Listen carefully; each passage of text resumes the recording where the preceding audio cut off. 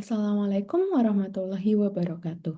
Perkenalkan, nama saya Aulia Valeri Fauzia dengan NIM 224973040 EK 23959. Pada kesempatan kali ini, saya akan mempresentasikan proposal penelitian saya yang berjudul Bagaimana Status Sosial Ekonomi akan Membentuk Masa Depan Pendidikan Anak.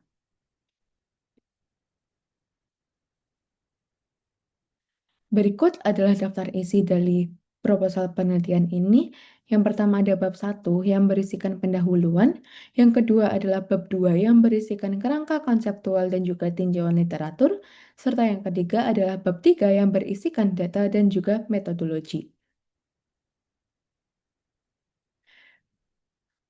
Jadi untuk pendahuluan, status sosial ekonomi atau SES itu seringkali berpengaruh terhadap aksesibilitas anak-anak dalam bidang pendidikan, di mana SES itu yang dipengaruhi oleh persebaran informasi dengan bantuan teknologi maupun relasi sosial, maupun akses terhadap literasi dan juga buku-buku pengetahuan itu akan menentukan capaian pendidikan dari anak-anak.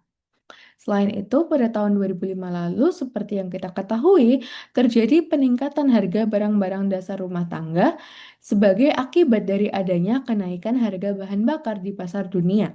Hal ini membuat pemerintah Indonesia terdorong untuk melakukan program bantuan langsung tunai atau BLT dengan tujuan untuk mempertahankan jumlah konsumsi serta kemampuan daya beli masyarakatnya. Di mana target sasaran dari program BLT ini ialah rumah tangga miskin.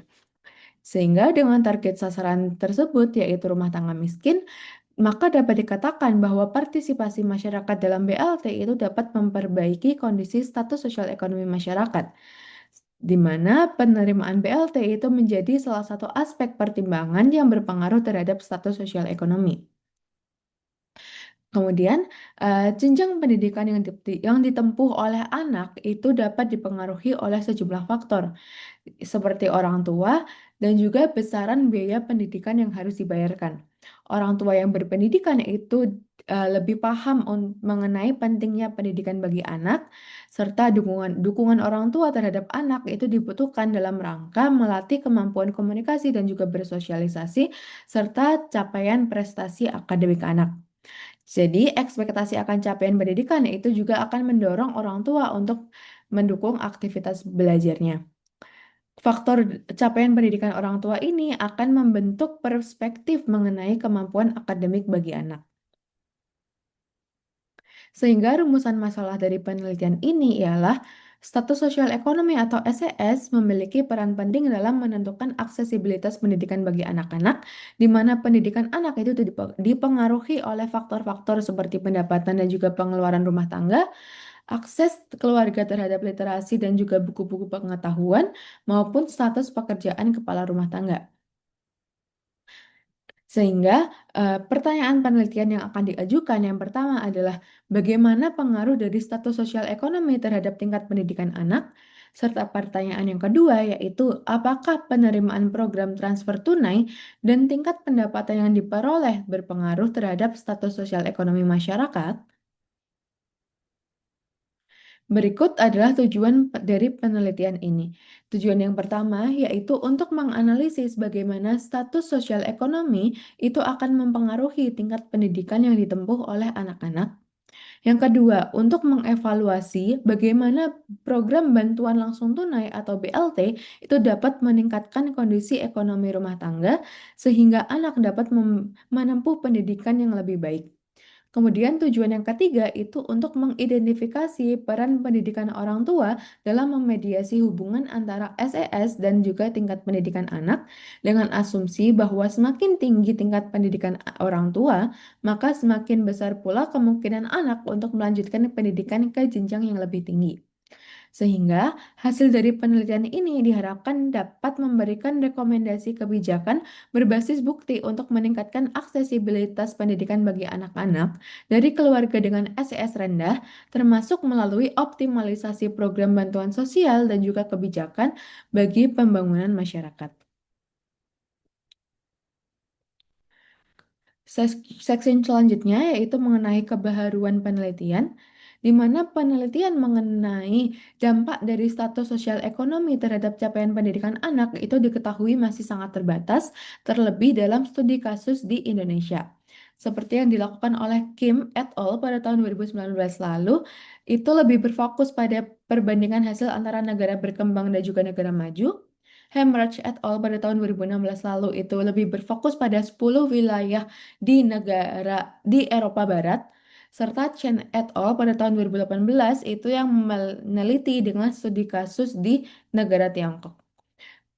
Penelitian ini kemudian menawarkan kebaruan yang menggabungkan tiga aspek penting dalam menganalisis capaian pendidikan anak, yaitu status sosial ekonomi atau SES, intervensi kebijakan pemerintah melalui program BLT, serta peran pendidikan orang tua.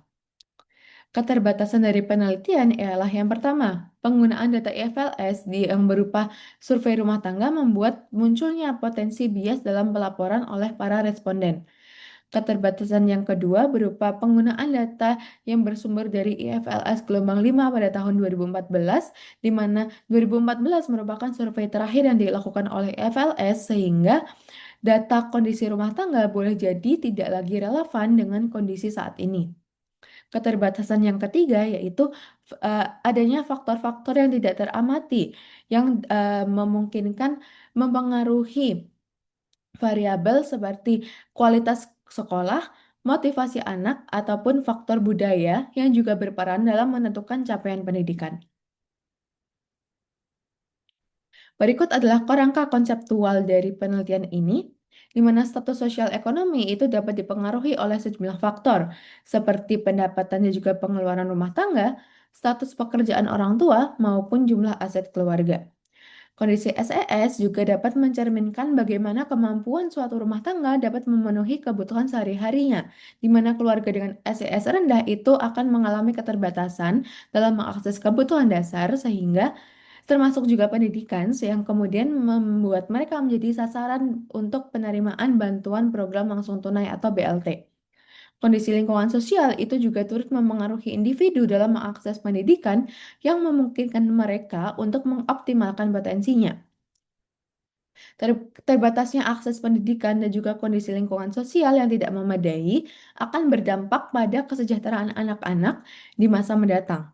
Hal ini didasari pula pada teori human capital oleh Becker pada tahun 1964 yang mengatakan bahwa pendidikan merupakan modal dasar seorang individu demi mengembangkan kemampuan yang mereka miliki. Kemudian didasarkan pula pada teori capability approach oleh Amartya Sen pada tahun 1999 yang mengatakan bahwa selain ketersediaan sumber daya ekonomi, lingkungan sosial itu juga turut mempengaruhi individu dalam mengakses pendidikan yang memungkinkan mereka untuk mengoptimalkan potensinya. Bab selanjutnya yaitu mengenai tinjauan literatur. Yang pertama merupakan tinjauan literatur mengenai status sosial ekonomi atau SES dengan program bantuan pemerintah. Jadi SES itu merupakan indikator penting dalam menggambarkan posisi sosial ekonomi baik bagi individu maupun rumah tangga dengan mempertimbangkan sejumlah faktor seperti pendapatan, pendidikan, hingga pekerjaan. Pendapatan rumah tangga itu dinilai dapat mencerminkan kemampuan ekonomi, sedangkan jenis pekerjaan mampu menunjukkan stabilitas dan kualitas hidup suatu individu. Jadi penelitian oleh Mel Gibson et al. Pada tahun 2016 lalu mengatakan bahwa program pendidikan yang ditujukan bagi masyarakat kurang mampu di Kolombia itu dapat meningkatkan tingkat partisipasi masyarakat pada pendidikan tinggi. Hal ini dibuktikan dengan adanya penurunan angka potensi sekolah dan juga adanya peningkatan performa akademik dari para mahasiswa. Kemudian penelitian oleh Guevara pada tahun 2015 mengatakan bahwa status sosial ekonomi itu terbukti berperan penting dalam alokasi aliran ekonomi antar generasi, di mana program Progresa yang diberikan oleh pemerintah Meksiko itu berdampak dalam mengurangi kemiskinan melalui redistribusi pendapatan yang ditunjukkan dengan adanya penurunan kesenjangan pendapatan antara tahun 1990 hingga tahun 2000-an. Kemudian penelitian oleh Subanti et al. Pada tahun 2016 lalu yang mengatakan bahwa program BLT oleh pemerintah Indonesia itu diketahui mampu meningkatkan total konsumsi rumah tangga bagi rumah tangga di Provinsi Jawa Tengah. Namun, BLT ini dianggap hanya sebagai alat pencegah bagi rumah tangga untuk tidak mengurangi jumlah konsumsi mereka. Sehingga pemerintah Indonesia itu mengalami tantangan implementasi yang pertama pada ketetapan sasaran penerima program, serta tantangan yang kedua yaitu ketergantungan penerima pada program bantuan yang diberikan. Kemudian tinjauan literatur yang kedua yaitu mengenai status sosial ekonomi atau SES dengan pendidikan anak. Di mana meskipun topik ini telah dibahas oleh sejumlah peneliti, namun masih ditemukan keterbatasan dalam penelitian-penelitian sebelumnya, terlebih dalam konteks wilayah di Indonesia. Kim et al. Pada tahun 2019 mengatakan bahwa SES dan juga capaian akademik siswa itu memiliki hubungan yang positif, terutama di negara-negara berkembang. Namun, hasil ini diketahui lebih rendah apabila dibandingkan dengan studi dalam cakupan negara maju seperti Amerika Serikat. Sheryl dan Siddiq pada tahun 2019 mengatakan bahwa hubungan yang positif dan signifikan pada status sosial ekonomi terhadap kemungkinan literasi informasi dan juga teknologi siswa. Hemmerich et al. Pada tahun 2016 mengungkapkan bahwa anak-anak yang memiliki kemampuan literasi dan membaca baik berasal dari keluarga dengan status sosial ekonomi yang tinggi. Chen et al. Pada tahun 2018 mengatakan bahwa studi yang didasari atas adanya inkonsistensi hasil yang meneliti mengenai pengaruh dari SES terhadap capaian pendidikan akademik anak, di mana mereka menemukan hasil berupa semakin tinggi status sosial ekonomi keluarga dan juga capaian pendidikan orang tua, maka semakin tinggi pula kemampuan siswa dalam membaca. Kemudian penelitian oleh Potich et al. Pada tahun 2013 mengatakan bahwa anak-anak yang lahir secara prematur cenderung mengalami keterlambatan pertumbuhan yang turut disebabkan oleh sejumlah faktor eksternal, seperti rendahnya status sosial ekonomi serta capaian pendidikan orang tua. Terakhir, penelitian oleh Park pada tahun 2008 mengatakan bahwa anak-anak dari keluarga dengan status sosial ekonomi rendah membutuhkan lingkungan yang mendukung mereka untuk memiliki kemampuan literasi yang tinggi dibandingkan mereka yang berasal dari keluarga dengan status sosial ekonomi yang tinggi. Bagian ketiga yaitu mengenai data. Jadi data yang akan digunakan itu berasal dari IFLS pada gelombang 5, di mana variabel dependen itu berupa pendidikan anak yang akan dinotasikan dengan Child Eduk, dan data ini dapat ditemukan dalam buku 5 bagian DLA. Kemudian variabel independen berupa status sosial ekonomi yang dapat ditemukan dalam buku 3A bagian kesejahteraan atau SW. Kemudian variabel instrumen berupa penerimaan BLT yang dapat ditemukan dalam buku 1 bagian KSR, serta variabel tingkat pendapatan yang dapat ditemukan dalam buku 3A seksi TK. Kemudian variabel kontrol yang digunakan terdapat dua variabel. Yang pertama pendidikan orang tua yang dapat ditemukan dalam buku K seksi AR, serta variabel jumlah pengeluaran untuk pendidikan yang dapat ditemukan dalam buku 3A bagian DL. Berikut adalah deskriptif statistik untuk data yang akan digunakan dalam penelitian, di mana dalam tabel dapat diketahui bahwa status sosial ekonomi itu menjadi variabel dengan jumlah sampel tertinggi sebanyak 3.871, diikuti oleh variabel penerimaan BLT, kemudian pendidikan anak, kemudian pendidikan orang tua, kemudian pengeluaran pendidikan, serta variabel pendapatan. Kemudian, pada variabel status sosial ekonomi, itu kita bisa melihat bahwa rata-rata yang diperoleh menunjukkan bahwa rumah tangga sebanyak 26,37% itu berasal dari kategori kaya. Kemudian, rumah tangga yang menerima BLT itu terdapat sebanyak 14,50%, dengan 11,06% anak itu telah menyelesaikan pendidikan formal tertingginya. Sementara itu, dari 487 observasi, rata-rata pengeluaran pendidikan yang terjadi itu sebesar 0,82, sementara Rata-rata pendapatan yang diterima itu sebesar 1,56.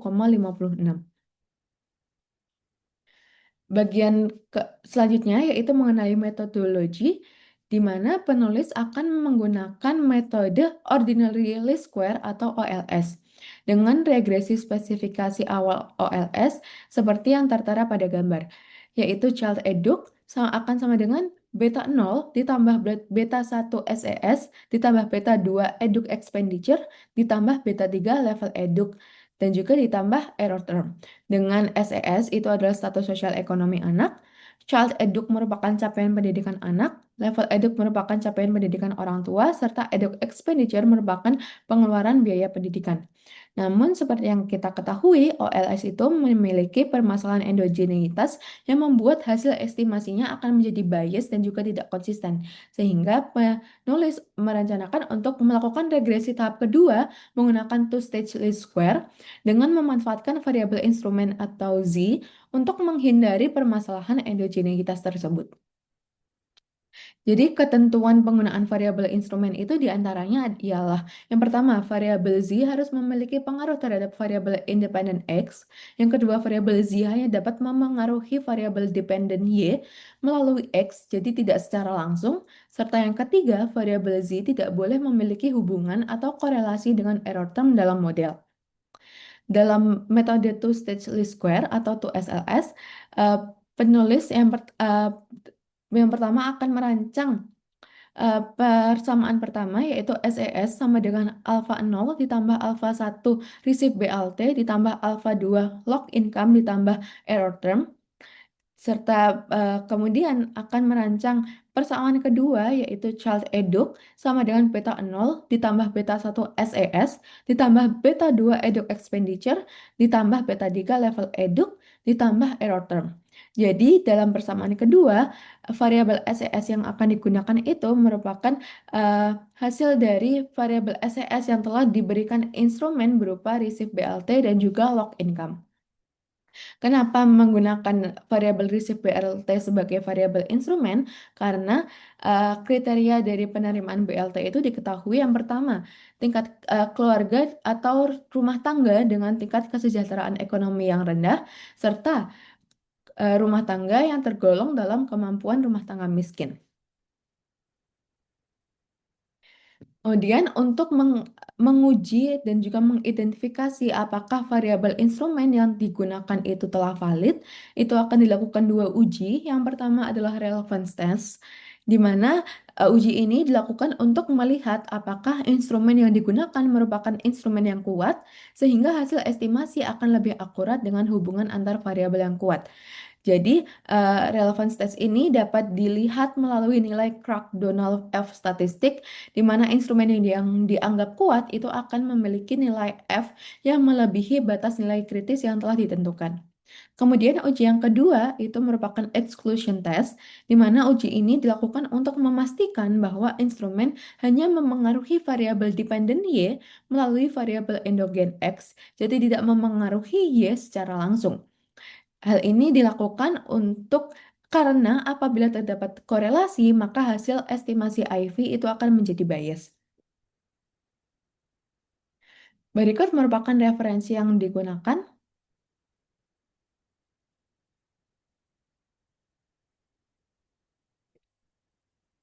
Sekian presentasi dari saya. Mohon maaf apabila terdapat kesalahan dalam pengucapan maupun tindakan. Terima kasih. Wassalamualaikum warahmatullahi wabarakatuh.